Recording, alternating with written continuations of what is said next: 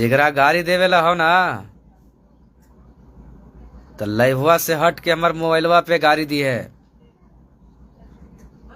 अगर छठी के दूध याद ना दिला दिलू ना, तो हमरो नाम न कुंदन पासवान। फेसबुक पर आके कोई भी मतलब कुछ करके चल देता है। एगो सोशल मीडिया यही तो जरिया हो गया है कि बस सोशल मीडिया पे आओ थूक के या फूक के कैसा हूँ करके चले जाओ। अरे भाई, अगर इतना ही ज्यादा शौक है, अगर लड़ने का शौक है तो तैयारी कर लो, लड़ लो भाई।